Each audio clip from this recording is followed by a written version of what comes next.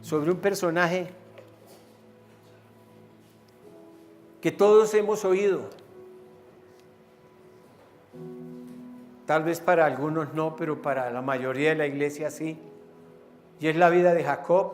Yo di una enseñanza en el día del encuentro y sentí en mi corazón volverla a dar aquí en la iglesia.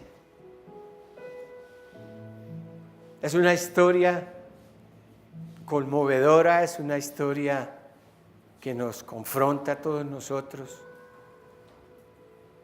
y que nos da ejemplo, porque la palabra de Dios siempre es presente. Quiero decirles una cosa. Ustedes, iglesia, todos nosotros, no somos una coincidencia. Aquí o en cualquier ministerio, aquí de Bogotá y de Colombia y del mundo, todos los que nos congregamos, todos los que hemos conocido del Señor, todos los que estamos caminando en esta tierra para extender su reino, Dios tiene un plan. Dios tiene un propósito con tu vida. No en balde Dios te llamó. Las circunstancias que vivimos, sean buenas, sean malas, no malas, porque Dios nos confronta y nos prueba para bien, para que todos tengamos un crecimiento. Qué hermoso poderlo analizar y ver que Dios siempre quiere lo mejor para su iglesia, quiere lo mejor para cada uno de nosotros. Si hablamos de este personaje, antes de que este varón de Dios, este patriarca, tuviera un encuentro personal con Dios, dar un leve recuento de su vida, desde el momento en que él estaba en el vientre de su madre, 2 pueblos se debatían en el vientre de su madre y peleaban entre sí. Y el que primero nació fue Esaú. Y Jacob, dice la palabra, que cuando nace Esaú viene Jacob y lo toma de su calcañar. Y eso quiere decir usurpador. Él fue marcado desde su nacimiento. Y cuando podemos nosotros ver por las Sagradas Escrituras la vida de él, vemos que la vida de Esaú era un hombre de campo, era un hombre fuerte, era un hombre guerrero, era un hombre que traía la casa a su casa, era un hombre de un carácter más recio. En cambio, la vida de Jacob era diferente. La Biblia dice que él reposaba en la tienda. Él era un hombre como más escondido, como más apartado. Era un hombre que meditaba.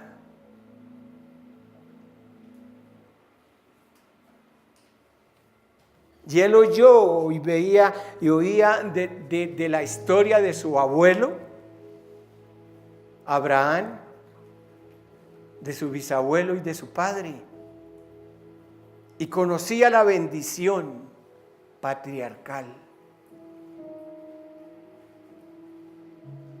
Y él entendía que Esaú había nacido primero.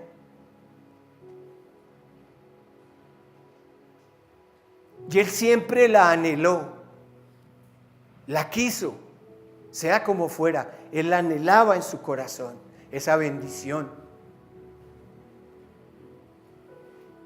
Yo me imagino las maquinaciones de él. Y pasa el tiempo, y ya su padre, Jacob, un hombre ya de edad, no podía ya casi ver, sus ojos, dice la palabra, que se oscurecieron, y que estaba pronto a morir, aunque no, todavía él sigue un lapso de tiempo.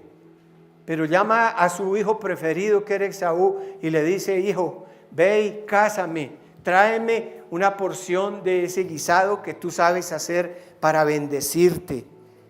Y la Biblia, ¿qué nos enseña? que la esposa de Rebeca estaba al lado oyendo.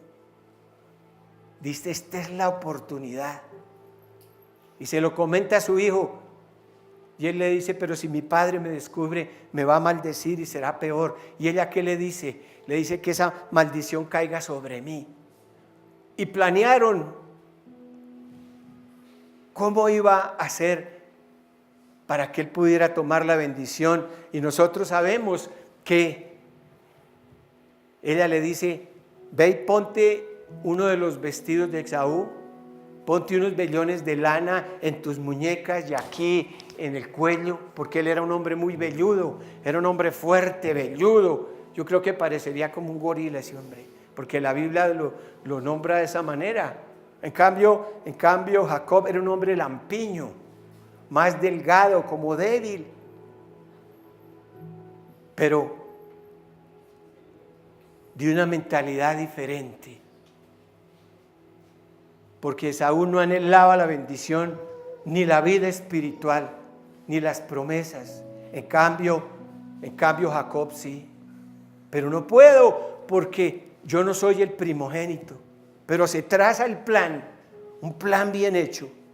Y va y se disfraza y se pone la ropa de su hermano. Se cubre sus manos y su cuello con vellones de lana.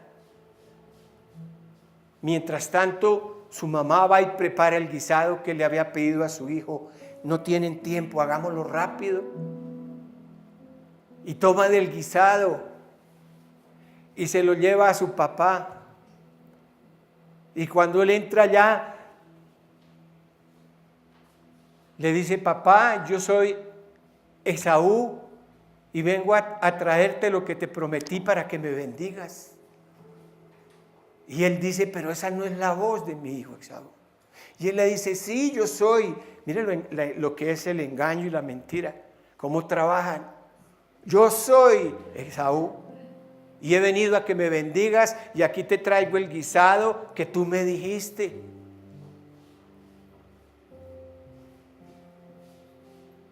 Y se lleva a cabo el plan perfecto, bien hecho.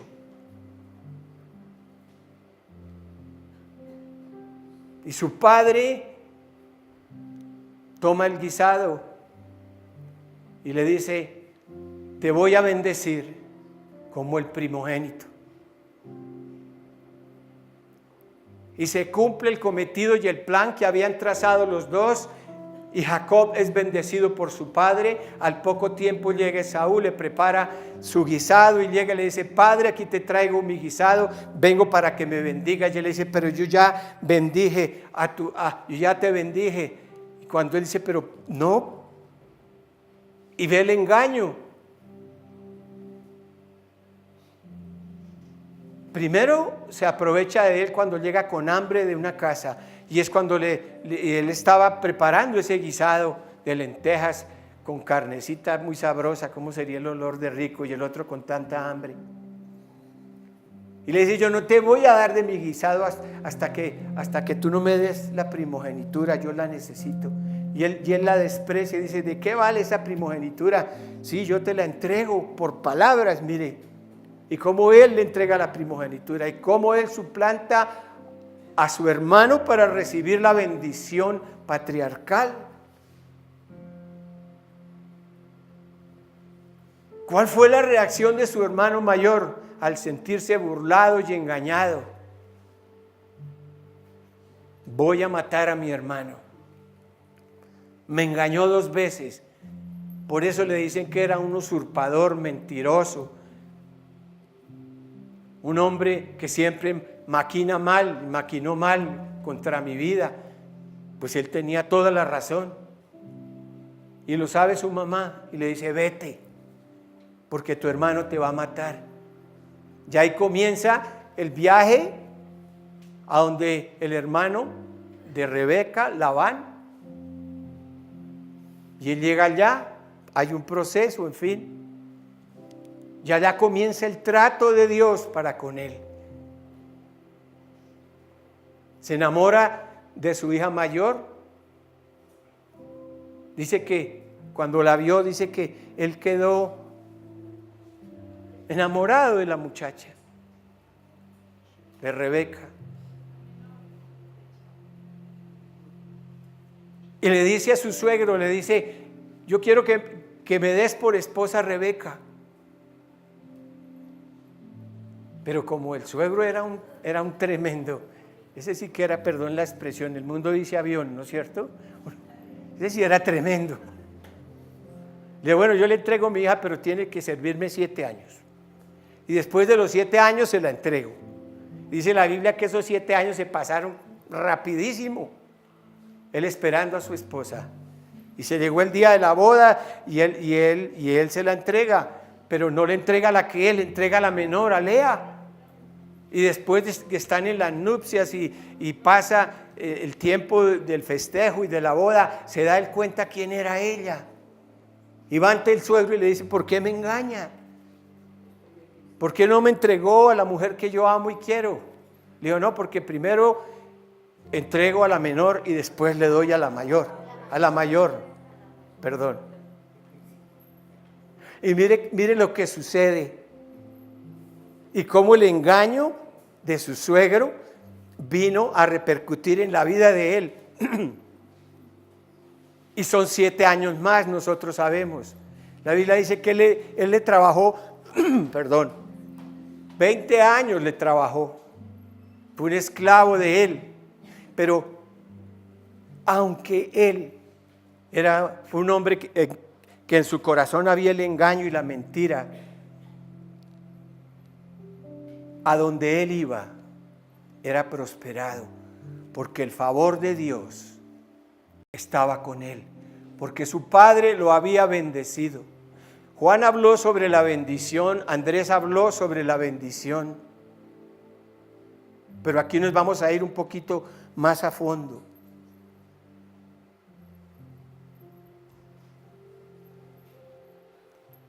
Y sigue él en la tierra de su suegro, es engañado, él se aprovecha de él, pero como él tenía la bendición y todo lo que él hacía prosperaba, todo Dios estaba a su favor. Dice la Biblia que Labán se enriqueció por la bendición que llevaba su yerno. Y él de esa manera se aprovecha con los ganados, con todo lo que tenía, se fructificaba, crecía, era maravilloso. Estaba la bendición, estaba el favor de Dios sobre la vida de Jacob. Pero en el corazón de él, ¿qué había? Él no fue una persona que nunca pudo, yo creo que pudo disfrutar de tener paz en su vida, en su corazón, porque él conocía y veía su pasado. Dios nos ha dejado la conciencia, y en la conciencia queda todo grabado para que a través de ella, a través del Espíritu de Dios, el ser humano sea confrontado por sus errores, o por lo bueno o por lo malo, pero es confrontado por Dios. Y Dios le dijo, tú te vas a estar allá en esa tierra de Harán por 20 años, pero yo te voy a llamar para que vuelvas de nuevo a la tierra, a tu tierra. Y todo se prepara y sabemos que después, pasados los 20 años, él huye de su suegro y el suegro lo persigue, pero llegan a un acuerdo los dos y su suegro sigue su camino y él sigue su camino. Pero ¿qué había en el corazón de Jacob? Temor, angustia, ansiedad. Yo usurpé, yo le robé algo que le pertenecía a mi hermano. Él me va a matar. Y está en su corazón matarme porque él lo dijo, que tendría que matarme, que cuando mi padre muriera me iba a matar. Y así él siguió, cargando con eso en su conciencia. Y no había tranquilidad en él, no había paz. Era un hombre temeroso. El temor es un lazo muy tremendo que Dios, que el hombre llega al hombre por su pecado, llega al hombre por maldiciones. El temor es algo que hoy en día lo podemos ver. La gente vive llena de temores, de angustias, por la misma vida, por el ritmo de vida que se lleva, en fin, tantas circunstancias en la cual hay temor, no hay seguridad, pero nosotros sabemos que en nosotros no hay temor, porque nosotros sabemos en quién hemos creído y en quién tú has creído, y es ese Dios que nos da, que nos prospera, que nos levanta, que nos guarda. Y aquí viene la palabra, y dice así: Jacob lucha con el ángel en Peniel. Allá fue donde él pudo ver a Dios cara a cara, donde Dios lo confrontó. Y dice así la palabra, en Génesis 32:22, dice así: y se levantó aquella noche y tomó sus 2 mujeres y sus 2 siervas y sus 11 hijos, y pasó el vado de Jacob. Los tomó pues e hizo pasar el arroyo a ellos y a todo lo que tenía. Así se quedó Jacob solo y luchó con el varón, un varón, hasta que rayaba el alba. Y cuando el varón vio que no podía con él, tocó el sitio del encaje de su muslo y se descuyuntó el muslo de Jacob mientras con él luchaba. Y dijo: déjame, porque raya el alba. Y Jacob le respondió: no te dejaré si no me bendices. Y el varón le dijo: ¿cuál es tu nombre?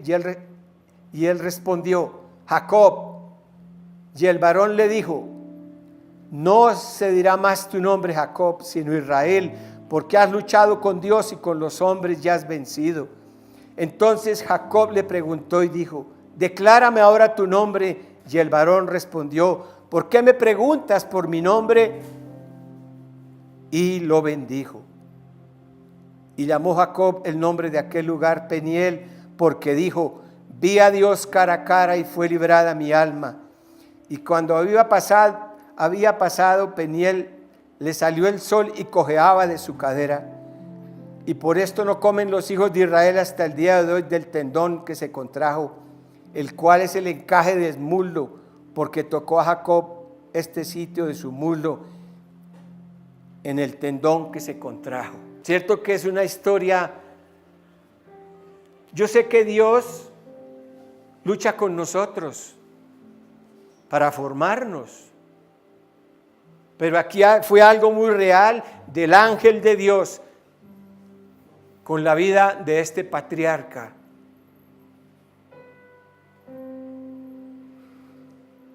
Allí tenía que ser confrontado en su vida. Él quería esa bendición. Dijo, tal vez lo pensaba en su corazón: este es el momento de tomar la bendición de Dios, porque él conocía la bendición que Dios le había dado a Abraham y que pasó a su hijo Isaac y que iba a pasar a él. Y esas bendiciones llegan a nosotros. ¿Saben por qué?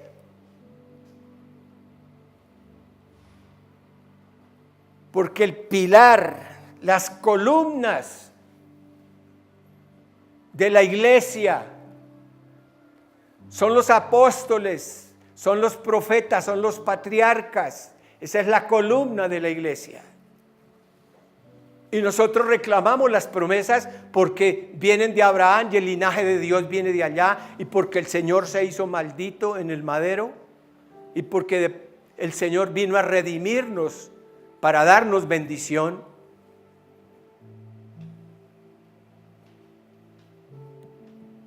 Y este hombre lo sabía. Y dice la palabra que él entró en una lucha. Estuvo un tiempo solo allá. Y allá en la soledad es donde Dios confronta nuestra vida. Cuando tú quieres buscar a Dios, ¿qué haces tú? ¿Te vas a un lugar donde hay bulla? ¿O a un lugar donde estás con tus amigos? ¿O aún con la familia? ¿O aún con los hijos? No, tú buscas un lugar apartado. Entras allá a tu lugar donde tú te comunicas con Dios. Y allá es donde tú derramas tu corazón y tu vida delante de su presencia. Y le cuentas todo allá. Allá es donde tú le cuentas absolutamente todo a Él. Allá es donde tú destapas todo tu ser delante de Dios. Y allá es donde tú comienzas a sentir el amor paternal de Dios. Porque conoces la promesa cuando el Señor dice que si confiesas tu pecado, Él es fiel, Él es justo para perdonarnos, para limpiarnos de toda maldad. Su sangre que derramó en la cruz, esa sangre me ha hecho libre, esa sangre me santifica, esa sangre me limpia. Y tengo la convicción de que si yo llego ante la presencia de Dios y con Él hablo, allá me estoy confrontando con su presencia y Dios me está perdonando. Y allá estoy recibiendo esa revelación de lo que yo anhelo, de lo que yo busco. Yo no sé cómo sea tu vida de oración. No sé cómo sea tu comunión con Dios, pero Dios quiere que tú tengas una relación aún más grande con Dios. No mires las circunstancias, míralo a Él. ¿Habrá algo imposible para Dios? No lo hay, no lo hay, hermanos. Nuestra propia carnalidad, nuestro ego, nuestra autosuficiencia, lo que queremos hacer por nuestros propios medios. Pero debemos dejar que Dios actúe en el tiempo y la hora determinada que tiene para tu vida. Por eso te digo que tú has llegado al camino de Dios porque hay un plan, hay un propósito de Dios. Y Dios quiere tratar tu carácter. Allá quiere llegar a lo más profundo de tu ser, como lo hizo Jacob en ese momento cuando se enfrenta ante el ángel de Dios, mirándose cara a cara. Yo me imagino toda una noche, qué fortaleza para no soltarse de él, porque es que tenía que recibir esa bendición. Dice él, si yo voy ante mi hermano, él me va a matar. Él ya le había llevado presentes y sus criados le decían, viene con 400 hombres. Y él decía, ¿yo qué voy a hacer? Y fue cuando puso división de hijos, formó. Hizo, aparte los fue formando y los fue poniendo. Tal vez pensaría, si me mata a estos, me quedan estos. Porque ¿qué había en el corazón de él? Culpabilidad. Todo lo que pueda haber cuando fallamos ante Dios. Y el enemigo es cuando más actúa, porque vienen demonios que comienzan a trabajar en la mente del hombre y de la persona con sentimientos de culpabilidad. ¿Por qué he hecho esto? ¿Por qué lo hice? ¿Qué pasó? Y ahí es donde quiere trabajar el enemigo para derribar tu fe, para impedir tu ministerio a lo que Dios te ha llamado. Iglesia, Dios te ha llamado a cosas grandes. Dios te dotó de su espíritu para que tú tengas una comunión con Él, para que venga esa revelación a tu vida. Búscalo y lo verás. Dios es tan fiel. Es que no, yo oro, Señor, y veo que mi vida es igual. Las circunstancias son lo mismo o empeora, Señor, pero yo te clamo a ti. Pero no entendemos, los tiempos son de Dios. Pero si Dios te llamó, Él es fiel, porque Él te está formando, y el que ha comenzado una buena obra en tu vida la va a terminar bien, hermano, bien. Y todo lo que tú haces hay un propósito. ¿Saben por qué? Porque tú estás recibiendo bendición. Digan, yo estoy recibiendo bendición. Está tratando mi carácter, Dios lo está tratando, porque solo tú y Él lo saben, pero tú estás recibiendo bendición. ¿Saben por qué? Tú recibes bendición para ser bendición de muchos. Amén. Démosle un aplauso al Señor. Gracias, Dios.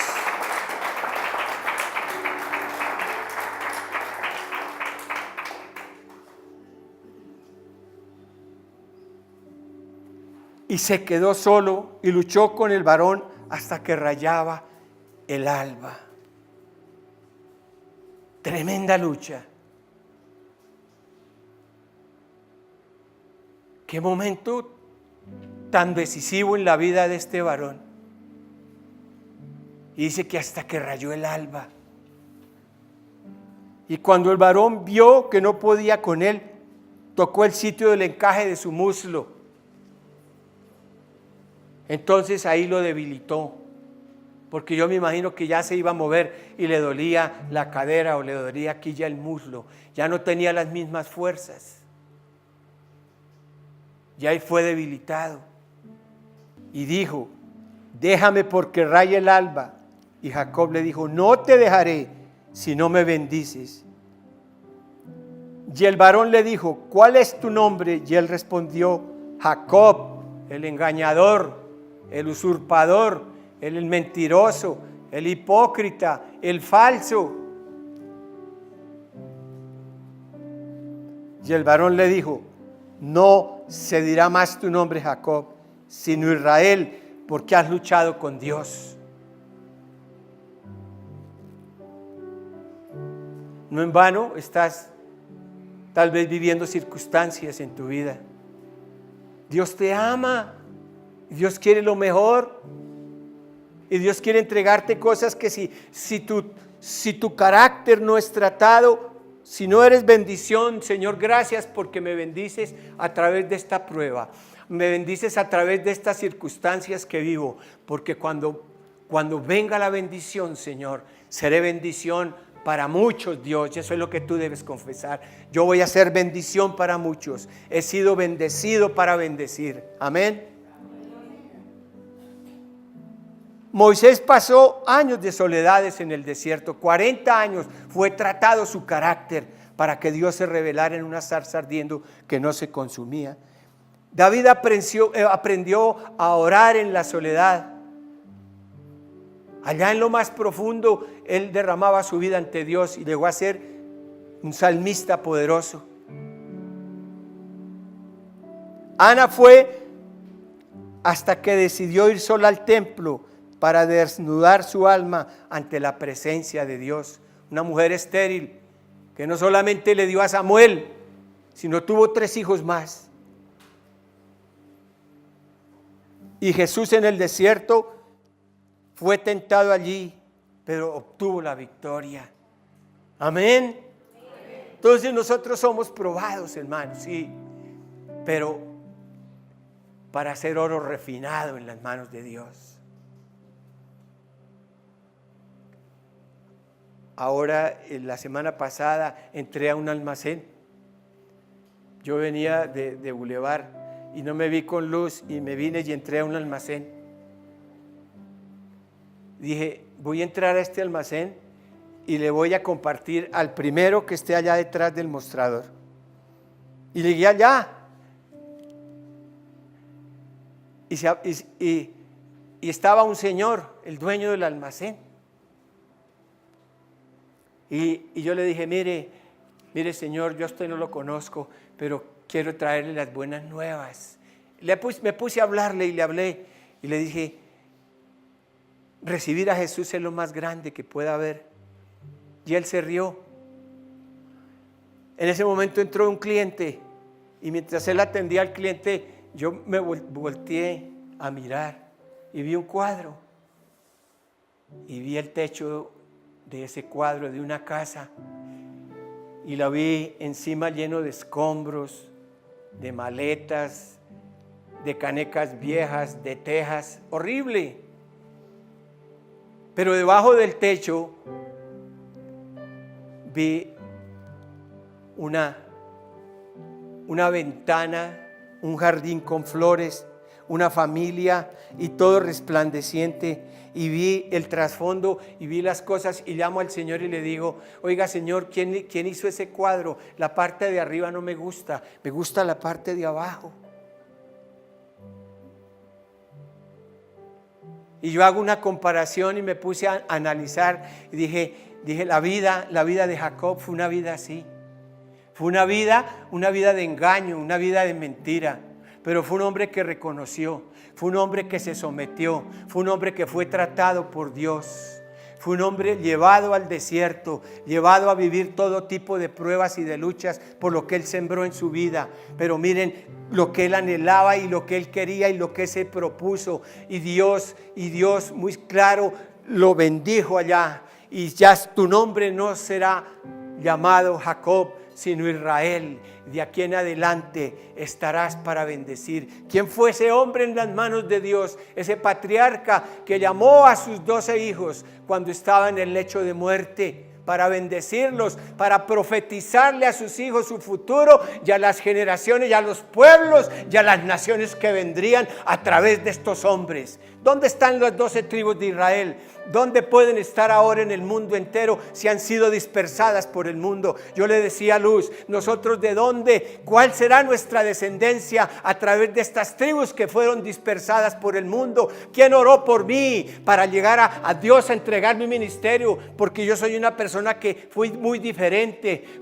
No fui una persona de números, no fui una persona de estudio, pero fui un hombre que amé a Dios desde la niñez, y Dios tenía un plan y un propósito. Y aquí veo a ustedes y veo una iglesia y veo la generación que viene, Señor, porque gracias, porque un día hemos dejado una huella y le hemos hablado a nuestros hijos para que ellos sigan el plan de Dios aquí en la tierra. Y tú tienes que dejar esa huella en tu familia. Tú tienes que dejar esa huella y ver el poder y ver que Dios es un Dios que sí bendice, que Dios sí es un Dios que está atento en lo más mínimo de tus detalles y de tu vida. Él lo conoce, pero Dios tiene que formarte y tratarte para entregar lo que Él va a poner en tus manos, y más en este tiempo.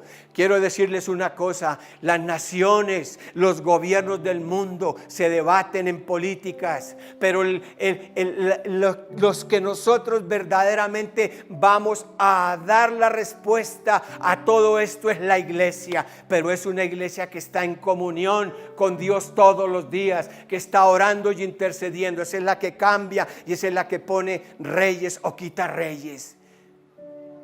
Porque Dios nos ha dado la autoridad. Di: yo tengo la autoridad de Dios.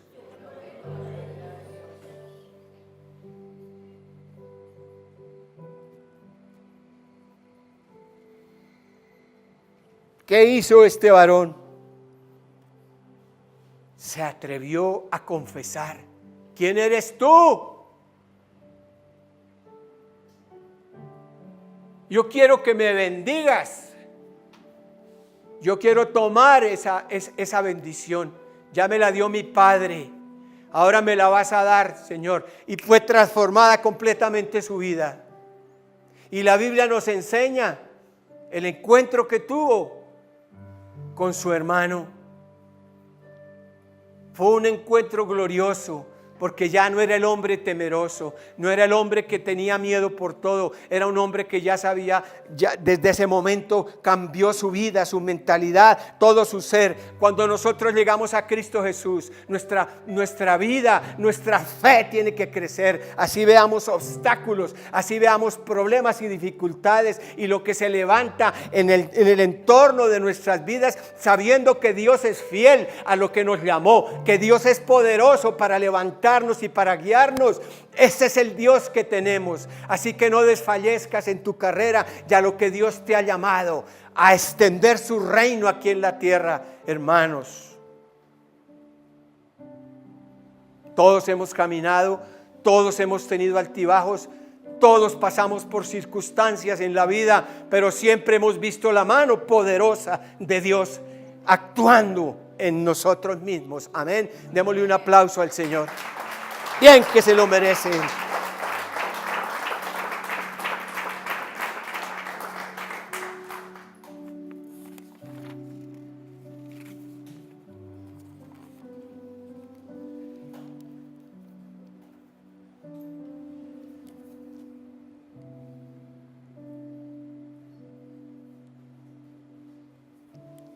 Amado Dios,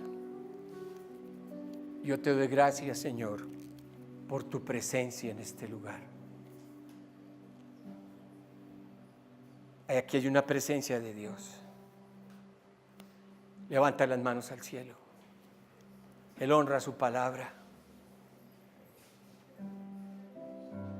Gracias, Dios, por tu presencia, por tu favor, Dios. Gracias, Señor. Aquí estamos ante ti, Dios, y haz lo que tú quieres hacer en este día, Señor Jesús. Gracias, Señor. Hermanos, en nuestra vida tenemos que cerrar ciclos de lo que hemos forjado en nuestra vida por nuestras actuaciones. Cerrar un ciclo consiste en completar una acción para algo que quede definido o terminado en el campo moral o espiritual de nuestras vidas. Hay que cerrar esos ciclos. Este es el tiempo, si hay algo en cada uno de nosotros, cerrar ese ciclo, saldar una cuenta pendiente, dejar atrás una conducta pecaminosa que ha afectado nuestra relación con Dios. No cerrar un ciclo es darle un argumento al diablo para que siga atacando y dejar una puerta abierta que los espíritus mundos aprovechan para tener nuestra mente y nuestras emociones a su voluntad. En pocas palabras, tenemos que cerrar esas puertas y quitarle ese derecho legal que ha tenido el enemigo. Hay algo que Dios quiere y está tratando. Y tenemos que cerrar ese ciclo en nuestras vidas.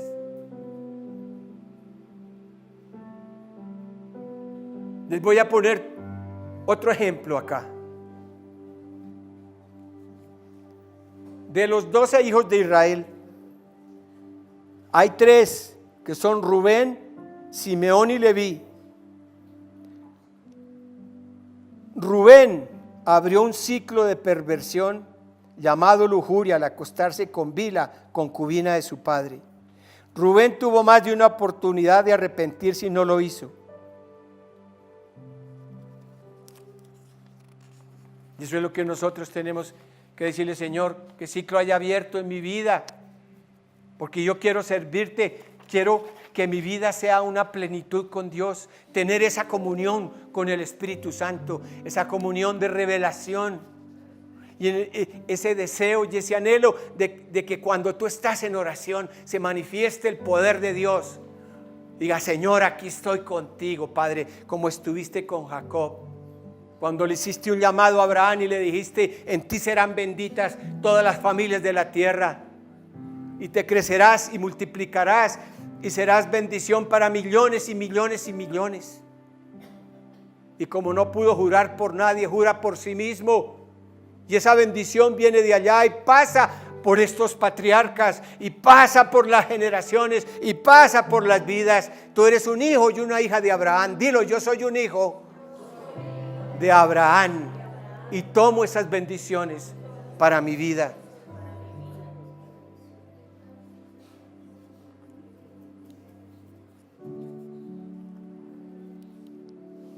Miren, al igual que Rubén, Simeón y Leví se dejaron dominar por su orgullo, desaprovecharon su mejor momento para saldar cuentas con Dios y con su Padre.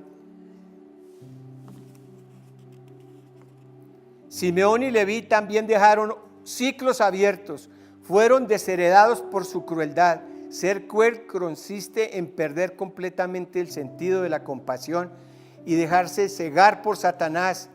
Maldito el furor que fue fiero y su ira que fue dura, porque ellos vengaron cuando fue deshonrada su hermana, y lo hicieron a través de la muerte, a través de despojarles todos sus bienes a estos enemigos. No hicieron justicia y quedó ese hecho ante los ojos de Dios. Al igual que Rubén, Simeón y Leví se dejaron dominar por su orgullo, desaprovecharon su mejor momento para saldar cuentas con Dios y con su Padre. Todos los demás, Dios los bendijo de una manera maravillosa, cada cual según la visión, según su ministerio, según lo que salía de la boca de este patriarca, iban siendo bendecidos sus hijos, sus generaciones. Lo que salga de tu boca, lo que haya en tu corazón. Señor, yo soy bendición para bendecir a muchos, a millares. El hombre, el ser humano está dotado de talentos, está dotado de cosas tan maravillosas que nosotros aún no entendemos y no las hemos puesto en práctica. Y tenemos que pedirle a Dios, Señor, el ministerio, mi trabajo aquí en la tierra, porque tú me llamaste con un trabajo específico, Señor. Tú me llamaste a extender tu reino. ¿Cuál es mi trabajo en la iglesia? ¿Para qué sirvo, Señor? Tú eres una bendición en las manos de Dios, iglesia. Cuando el Señor lleva al profeta Jeremías a la casa del alfarero, esa enseñanza la dio Andrés acá. Y le muestra y entra al taller donde estaba él. Y está el alfarero en su máquina con el pie dándole forma a ese vaso de barro o a esa vasija. Y él ve cuando se rompe y le dice: Señor, esa vasija se rompió. Y el Señor le dice: ¿al caso no podré hacer yo otra nueva y diferente para su gloria y su honra? ¿De dónde venimos nosotros? ¿A dónde nos llama Dios? Señor, ¿cuáles son tus propósitos y tus planes con cada uno de nosotros? Son muy grandes, hermanos. Entonces, mire que cerrar un ciclo es tener arrepentimiento, pedir perdón y ser restaurados y estar bajo una sujeción. Tener respeto a las autoridades que Dios ha delegado aquí en la tierra. Cerrar ciclos es quitarle a Satanás los argumentos en contra de nuestra vida. Y vamos a hacerlo, hermanos. Mire, iglesia, no dudes en tu corazón. La duda es pecado. La Biblia dice que cuando nosotros dudamos, pecamos. Y todos hemos dudado. De una manera u otra dudamos. De una manera u otra le fallamos a Dios. Pero fiel es Él para perdonarnos. Fiel es Él para levantarnos. Hay un puesto. Hay algo especial para ti en los propósitos y en los planes de Dios para tu vida.